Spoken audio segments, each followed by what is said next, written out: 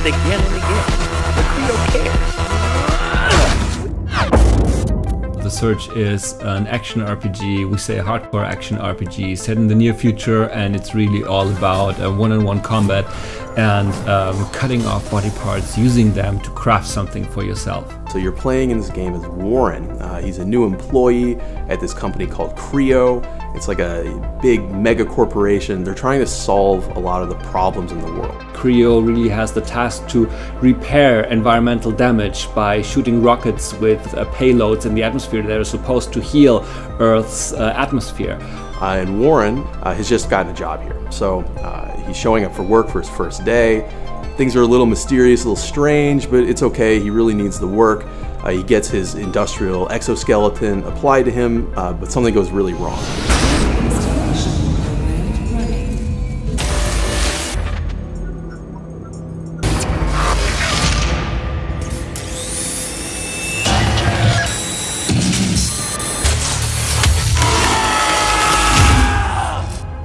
Happens is that Warren, after a blackout, wakes up and is in some kind of junkyard, and everything wants him dead, basically. And so what you're trying to do is help Warren to survive, to figure out what has happened in this place, and ultimately to escape.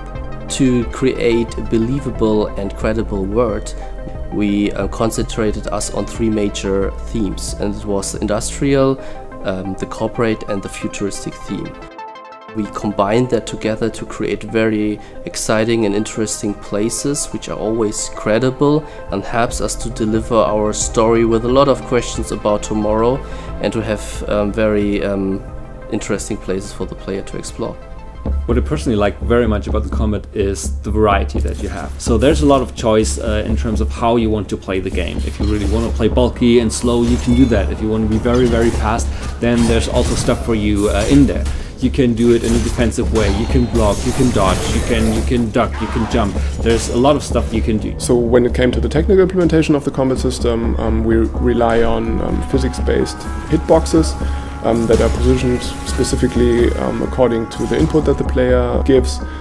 So it's possible for us to really find out which limb actually gets hit by the strike by the player, and it's also the case that the same rules apply for the enemies. It's very, very detailed and also interesting to play with for the player, and it's also interesting for us that the enemies follow the same rules. It's really, really reactive. It's really snappy. You really feel that you can impose your will on the game world.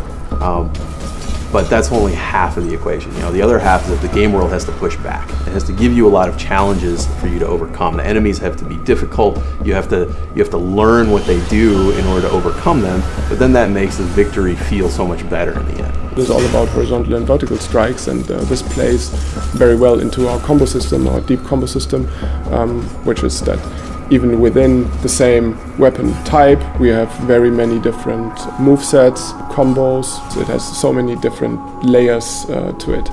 Where you strike on the enemy really makes a big difference in your combat. Of course, that wouldn't work out so well unless you're actually able to target specific body parts, which luckily is a main feature in our game. So you see an enemy, some of his body is armored, some of it's not armored, and then you get to decide, am I going to attack him in a vulnerable area and go for the kill, or am I going to attack him in an armored protected area, damage that armor, chop his limb off, loot it, and then go craft it for myself. That doesn't feel like you're just some overpowered superhero slashing people away or something. We don't have that, and we don't want that. We want really this engagement, this fear in the fight, and the reward is something you take from your enemy in a maybe sometimes very brutal way.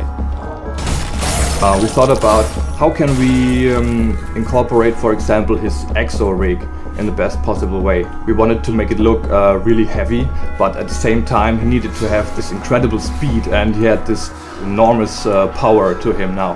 What we did was we attached, like, I think 20 something kilos to our stuntman and made him do even the fastest attacks with it to really show the weight we had there.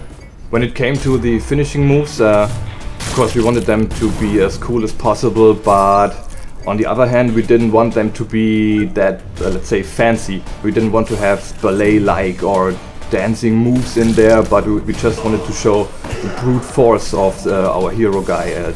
There is a sense of pretty dark humor in the game, so it doesn't really take itself too seriously. I mean, it's a violent game, but it's really about fantasy violence. You're basically fighting monsters, but you will also see that there were and there are a lot of people in this world, and some of them really had some issues with the new situation, and some of that you can resolve, and some things you just witness, but you need to pay attention.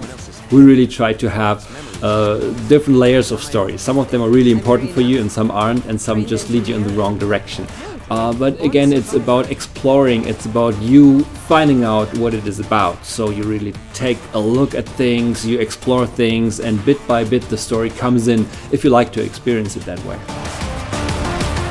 So we think there's really a wealth of possibilities in the game depending on how you play it. And we ourselves play it in very different ways at Deck 13, and we really see what you can do with it, but we really don't have any idea what players will do with it. We'll really give it in their hands. So this will be a very, very interesting moment for us to see what other people will do and can do with our game, and we expect to see things that we never thought of, and we think this will be a very, very strong and very important moment for us.